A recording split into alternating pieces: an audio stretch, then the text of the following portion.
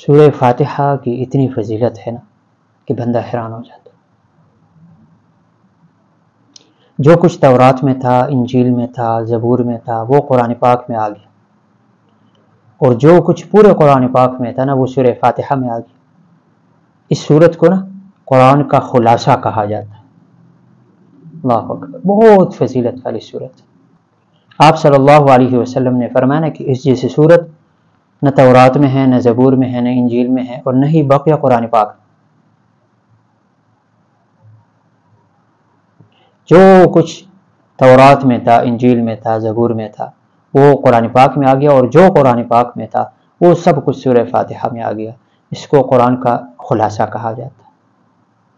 احادیث میں آیا ہے نا کہ 4 موقعوں پر شیطان کو نا چیخنا پڑا، چلانا پڑا، اپنے سر پر اس کو مٹی ڈالنا پڑا.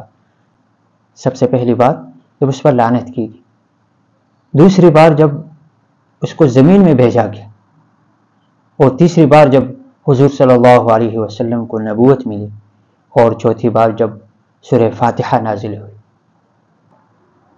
حضرت ابن عباس رضی اللہ عنہ فرماتے ہیں کہ رسول اللہ صلی اللہ علیہ وسلم نے فرمایا کہ آج آسمان کا ایک دروازہ کھلا جو آج سے پہلے کبھی نہیں کھلا، اور ایک فرشتہ نازل ہوا جو آج سے پہلے کبھی نازل نہیں ہوا تھا. اس فرشتے نے آ کر عرض کیا رسول اللہ صلی اللہ علیہ وسلم، نور کی 2 بشارتیں لے لیجئے، 2 خوشخبریاں. ایک سورہ فاتحہ اور دوسری بشارت وہ سورہ بقرہ کا آخر رکوع.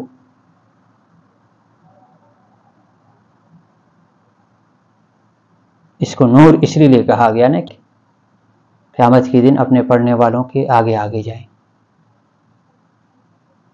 جب بھی کسی کو کوئی بچھو کاٹ لیتا، کوئی درد ہوتا، کوئی بیماری ہوتی، تو صحابہ اکرام اس پر سورہ فاتحہ پڑھ کر دم کیا کرتے تھے. ہمیں بھی چاہیے، کوئی بھی درد ہو، کوئی بھی بیماری ہو، تو سورہ فاتحہ پڑھ کر دم کیا کرے اس جگہ پر.